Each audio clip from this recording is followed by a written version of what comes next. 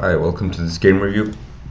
In this game we'll have a look at quite a short encounter where it all got solved quite quickly. White took a lot of pieces and the rest wasn't too interesting, but the opening and early middle game had some content to analyze.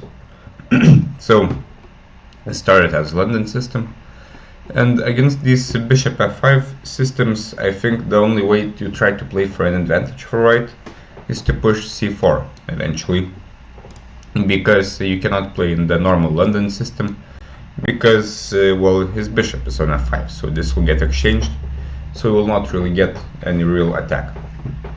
So knight f3, knight f6, and here for example c4 should probably be played to play knight c3, queen b3 also, since this bishop is not defending b7. But okay, white continues in the stereotypical way, h6, bishop d3, but here of course white doesn't really have anything because the light squared bishops are exchanged and he's left with this bishop. But of course it's a playable position. a4, kind of a general useful move, castles, b4, so it's not exactly clear what white is trying to do here. Probably if you want to gain space, maybe put a pawn on a5, maybe play e4, would make maybe more sense, but okay, b4 is fine. Knight h7, black is trying to maneuver somewhere to g5. Probably he doesn't need to do anything special, maybe a5, for example b5, c5, try to get play on the queen side, rook c8 next move, and black is doing quite fine as he has no bad pieces. But knight h7, now white goes to e5, and he takes back with the pawn automatically, which has its pros and cons. On one hand, this knight is kind of dominated, but on the other hand, the pawns are now doubled, this bishop is blocked, and now black can easily play c5. And it's easy to imagine black taking over here. If the c file opens, there will be these weaknesses here, and white's pieces are not coordinated to do anything special.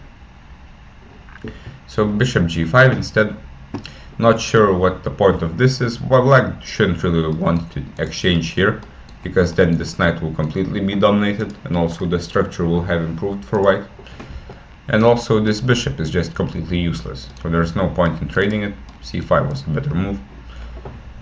And white also avoids the exchange, so this is kind of a positional misunderstanding, it seems. There's no reason to avoid this exchange. White should just continue improving his pieces. If here, then just take back. Eventually can play f5 to undouble the pawns, but this is just a good structure and this knight is dominated.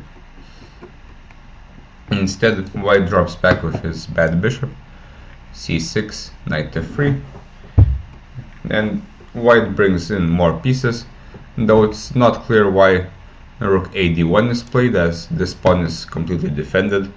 And again, this is kind of the thing with 10+0 chess, that we don't really usually think about our moves, we just make whatever move is convenient, and that's kind of a problem. If we want to improve our chess, we have to make moves that are more difficult to make, but good.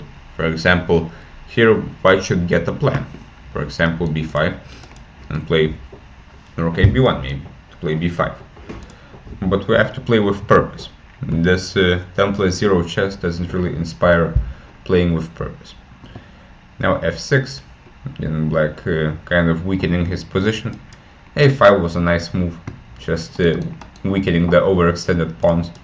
And now after b5, white black can take, for example, and there's a weakness on c3.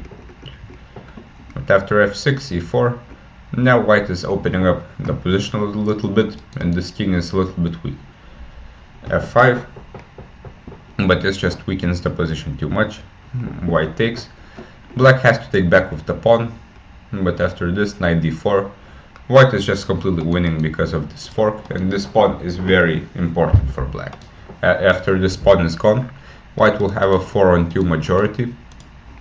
I'll show you these pawns, right, which means in general that he will have two connected passed pawns eventually on the f and e file. So Also, black even chooses a pretty bad score for the rook. Now this is not just a pawn but also a fork. And the rest of the game is not too interesting. Probably the easiest way to win this position is to push f4, f5, and then f6 or e6. But okay, of course, so with a piece up, everything works. Here also another piece drops, and very importantly, white sees all these tactics. White wouldn't have so much material now if he wouldn't see these tactics. So as a rule in chess, you can play suboptimally positionally. Positional chess is not as important as long as you take the pieces that are offered and you don't give up your own pieces. That's the most important thing, especially at this level. And the rest of the game didn't really include much. Some pawns were taken, and here black resigned, as it's not really easy to defend d5. So in general, pretty decent game by white. Nothing too special. Black just gave him a lot of pieces, played this f5 move, and white took care of business quite well.